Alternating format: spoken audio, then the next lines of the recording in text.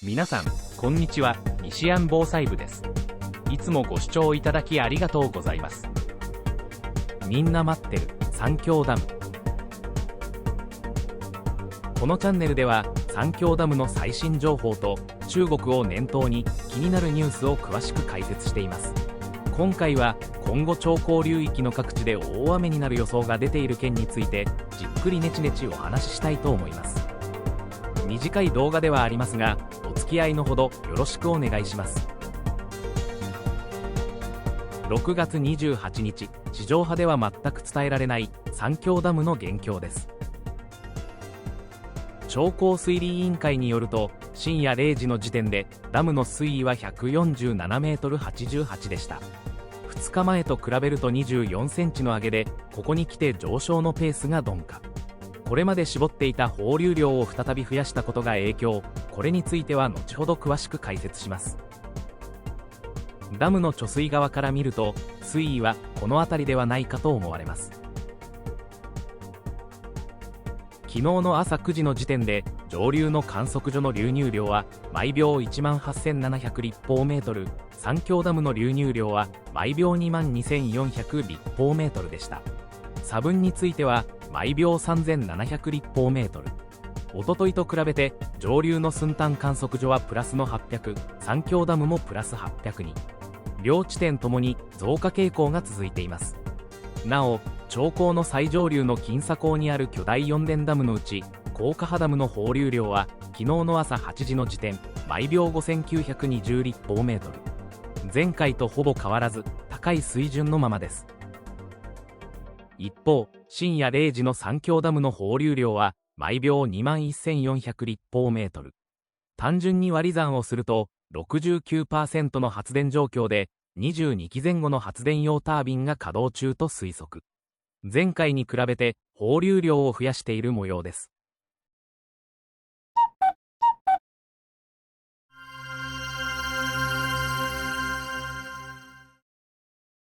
いつものように三峡ダムと上流のダムの流量について現状を確認しておきましょう。こちらは2月からおとといまでの流量となり、交通運輸部発表データをもとに作成。上が三峡ダム、下が高架波ダムです。最初に上流にある高架波ダムについて、濃い青のラインの放流量は高い水準のまま変わらず、一方で流入量は減少傾向にあるため、一つ上にある慶楽都ダムで放流を絞ったものと思われます。続いて三峡ダムの状況について、オレンジのラインの流入量は上昇中。当局は毎秒2万立方メートルを予測していたのですが、さらに上乗せされることに。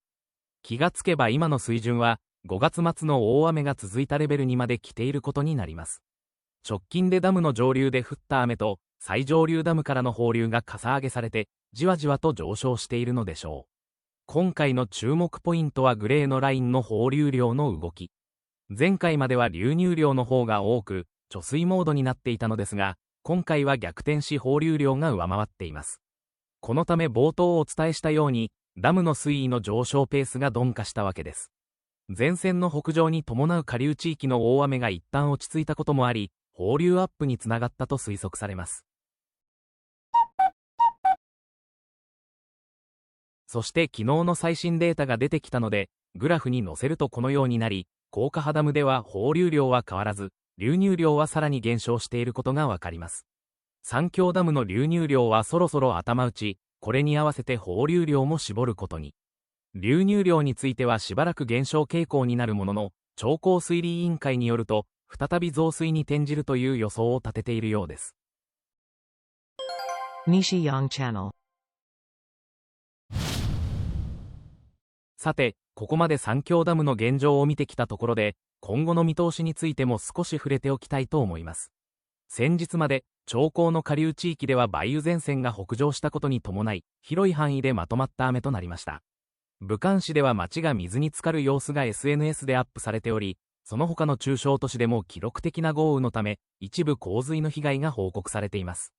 現在は前線が南下しているため、一旦落ち着いているところなのですが、再び梅雨前線が北に上がってきて、三峡ダムより下流地域にかかるという天気図が公開されています。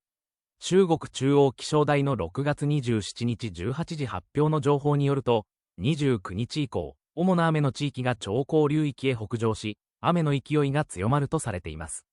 対象となる地域には、雲南、紀州、重慶南部、江南中北部、広関東南部、広淮西南部などが含まれ、大雨から暴雨、局地的大暴雨の可能性があるのです。ご覧の通り、ダム上流の南側、そして下流側が対象。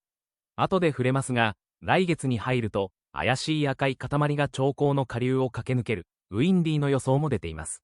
これが台風なのか低気圧なのかは不明ですが、とにかくそういう可能性もあるということ。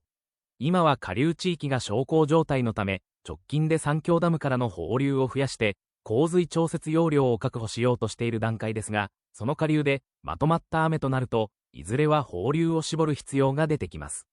さらに上流側でも雨となると増水するでしょうから、ダムの水位は今後上昇していくものと思われます。今朝の時点で水位は147メートル台、おそらく148から149メートルあたりまで増えるかもしれませんね。あるいはもっと、ということも。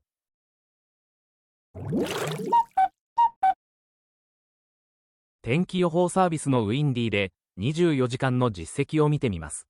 こちらは昨日の正午までの気象レーダーの様子。ダム周辺とその上流で若干の雨雲が見られますが、影響を及ぼすほどではなさそうです。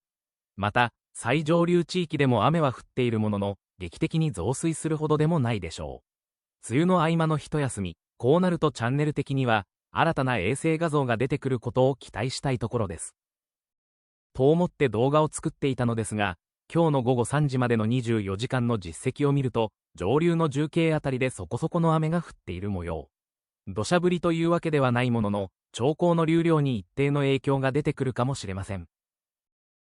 次に、今後の予想を見てみます。一旦落ち着いた後週明けからまた、雨雲が長江流域に広がりそうです。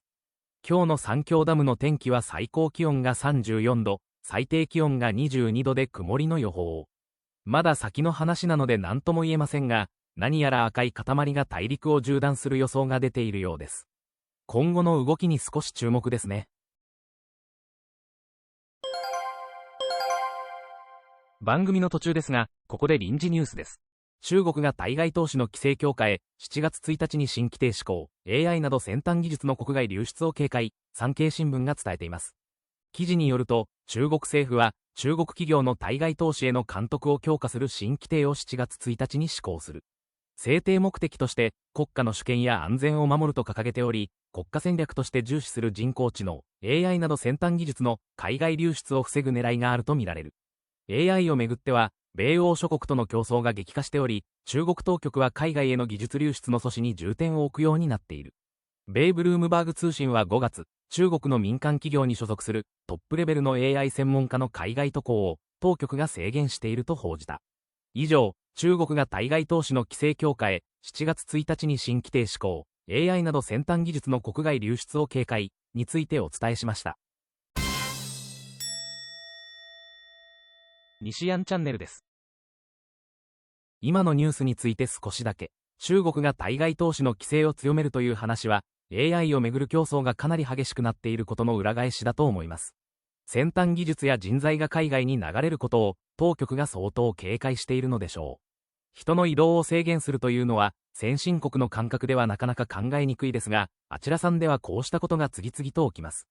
ただ、これをやればやるほど、海外から見たチャイナリスクは高まるだけ。投資を呼び込みたい一方で、出ていく技術や人材は締め付ける。そんな環境では、外資も安心して中国に資金を入れにくくなるのは必要。さらに同じ7月1日には、民族団結進歩促進法も施行されます。国外の組織や個人の法的責任まで追及する内容が含まれるというとんでもない法律。日本を含む海外での発言にも影響が出る可能性は大。報道機関や研究者、発信者にとってもかなり神経を使う法律になるはず。私自身も生きてるうちに三峡ダムを現地で見ることはないでしょう。技術も人も情報も囲い込むほど中国はますます孤立するだけ。あちらに進出している日本の企業もそろそろ潮時では、なんて発言をすると民族の団結を阻害する危険勢力、けしからんと言われるんでしょうね。このチャンネルは日本で唯一定期的に中国三峡ダムの情報をお伝えしています。決壊だ崩壊だ大変だという煽り文句とは距離を置き、データを中心に現況を共有。三峡ダムだけでなく、他の国のニュースを合わせて発信しています。ご興味のある方はこの機会にぜひチャンネル登録をお願いします。また、意図せずにチャンネル登録が外れていたという話もあるようなので、今一度登録をご確認いただければ幸いです。日本の気象状況について確認します。こちらは、午前11時までの6時間のレーダーの実績。台風7号と8号は足早に東に流れていき、すでに消滅したようですが、依然として沖縄から関東まで、長く連なる雨雲の帯が見られます。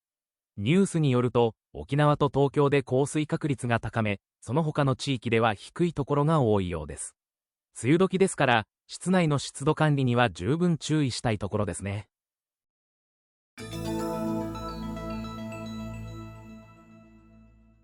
長江流域、特に三峡ダムの上流で大雨が続くと、各地で川があふれ、洪水が起きやすくなるのはなぜなのでしょうか。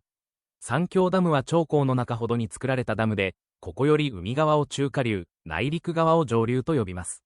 上流では地形の特徴に加え、長江本流へ流れ込む支流の位置関係も重なるため、ひとたび大雨になると、水が特定の場所に集まりやすく、洪水を誘発することがあります。この仕組みを理解する上で、地形と気温の関係を分かりやすく示す例があります。こちらは三峡ダムと、その上流域における雨や雪の予想を示したものです。ご覧の通り、周囲には雪のマークが出ている一方で、丸で囲った部分だけは雪ではなく、雨の予想になっています。そして、こちらが気温の分布予想。降水のデータと同じく、このエリアだけ気温が高めになっていることがわかります。ここは四川盆地と呼ばれ、熱がこもりやすく、夏の厳しい暑さでもよく知られている地域。おそらく、周囲の山地とこのエリアとでは、気象条件がかなり異なっていると考えられます。この辺りで大雨が起こりやすい背景には、こうした地形の特徴も関係しているのかもしれません。そして、その水は最終的にすべて長江本流へ集まり、下流へ流れていく上で大きな壁となるのが三峡ダムです。おから工事といった品質の問題とは別に、水が集まりやすい構造を考えれば、ここが危ないと言われるのも無理はありません。ここまでご視聴いただき、ありがとうございます。この動画が良かったと思われましたら、グッドボタンを。ああも一つやなと思われましたら、バッドボタンをお願いします。YouTube の仕組み的に、グッドでもバッドでもアクションがあるのが良しとされるようです。お手数ではありますが、どちらでも結構ですので、一手間いただけると幸いです。引き続き、最新情報をお伝えしていきますので、チャンネル登録もよろしくお願いします。